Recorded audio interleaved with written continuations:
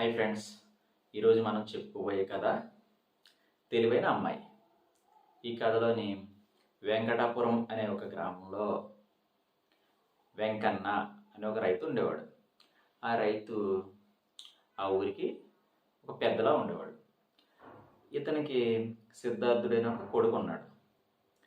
ఈ వెంకన్న ఏమన్నా అనుకున్నాడంటే సిద్ధార్థుడిని చాలా తెలివైన అబ్బాయిగా పెంచాలి అనుకున్నాడు.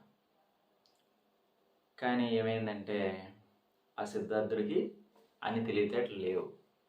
ఆ విషయం వాళ్ళ నాన్నకి తొందరలోనే అర్థమై ఇలా అనుకున్నాడు. ఏమనుకున్నాడంటే మన సిద్ధార్థుడు అంత తెలివైనడు కాదు కదా, పెద్ద అయిన తర్వాత ఈ సిద్ధార్థుడికి ఒక తెలివైన అమ్మాయి ఇచ్చి మనం పెళ్లి చేసామంటే తన సంసారం హ్యాపీగా ఉంటుంది అనుకున్నాడు. అనుకున్నాడు. అలా కొంతకాలానికి ఈ సిద్ధార్థుడు పెరిగి పెద్దవాడైతేనే ఒకరోజు ఈ సిద్ధార్థుడిని ఈ వెంకన్న పిలిచాడు. సిద్ధార్థ ఎలారా అంటే, ఏంటి నాన్నగారు అని వచ్చాడు. నువ్వు ఈ గొర్రె చర్మం తీసుకొని బజార్ తీసుకెళ్ళి అమ్ముకొని రావాలి అన్నాడు. సరే నాన్నగారు, అది ఎంత పని, నేను అమ్ముకొని వచ్చేస్తాను, కానీ నా తెలివితేటలు ఉపయోగించి ఈ చర్మం నా దగ్గర ఉంచుకొని డబ్బులు సంపాదిస్తాను అన్నాడు. సరే చూద్దాం అన్నాడు వెంకన్న. సిద్ధార్థుడు సంతకెళ్ళి వెళ్తూ ఉంటేనే ఆ ఊళ్ళోని ఒక పెద్ద అతను కనిపించి, సిద్ధార్థ ఎక్కడికి వెళ్తున్నావు అంటే, ఈ చర్మాన్ని అమ్మడానికి నేను సంతకి వెళ్తున్నాను, నేను ఈ చర్మం నా దగ్గర ఉండగానే నేను అమ్మేసి డబ్బులు సంపాదిస్తాను అన్నాడు. అంటే అతను సరే అయితే అన్నాడు. వెళ్ళిపోయాడు సంతకి. వెళ్ళిపోయి అందరూ వచ్చి ఈ చర్మం అమ్ముతావు అంటే, ఇది నా దగ్గర ఉంటుంది కానీ డబ్బులు ఇవ్వాలన్నాడు. ఇది ఎలా అంటున్నాడు అనుకొని ఆ వచ్చిన వాళ్ళందరూ వెళ్ళిపోతే చివరికి ఒక మ్యాజిక్ చేసి అతను వచ్చి ఏం చేశాడంటే, ఆ చర్మాన్ని తీసుకొని ఒక మామిడి పండు కింద కనికట్టు చేశాడు. అక్కడ ఉన్న వాళ్ళందరూ చూసి చప్పట్లు కొట్టి ఆ మ్యాజిక్ చేసిన అతనికి కొన్ని డబ్బులు ఇచ్చారు. అతను ఏం చేశాడు, ఆ మామిడి పండుని అక్కడ ఉంచేసి వెళ్ళిపోయాడు. ఈ సిద్ధార్థుడు అనుకుంటున్నాడు, ఏదేటి నా చర్మం కనపడతలేదు, వీళ్ళు చూస్తే ఎలా వెళ్ళిపోయి నాకు చూస్తే ఆకలిస్తుంది అనుకొని అక్కడ వదిలేసిన మామిడి పండుని తీసాడు.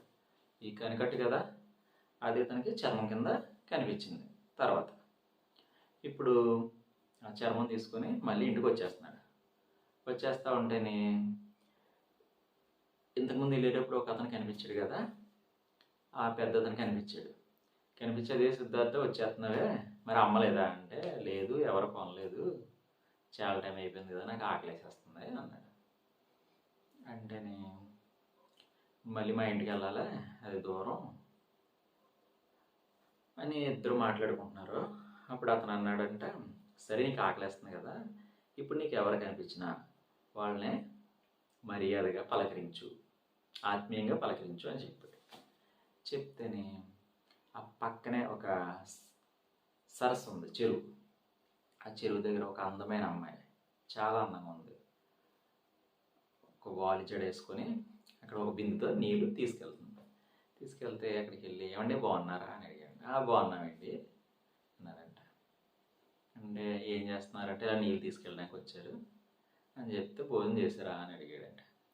చేశానండి, మీరు చేశారా అంటే, లేదండి నేను చేయలేదు అని అంట. అయ్యో, అయితే మా ఇంటికి రండి, నేను మీకు భోజనం పెడతానని ఆ అమ్మాయి ఈ సిద్ధార్థుడిని వాళ్ళ ఇంటికి తీసుకెళ్ళి భోజనం పెట్టి, అసలు మీరు ఎక్కడికి వెళ్ళారు, ఏం చేశారంటే, నేను ఇలా ఈ గొర్రె చర్మం తీసుకొని వచ్చాను, మా నాన్నగారు చెప్పాను చర్మం నా దగ్గర ఉంటుంది, నేను డబ్బులు సంపాదిస్తానని చెప్పాను, కానీ ఎవరో కొనలేదు అని చెప్పాడంట. చెప్తే అమ్మాయి ఏం చేస్తుందంటే, ఆ గొర్రె చర్మానికి ఉన్న వెంట్రుకలన్నీ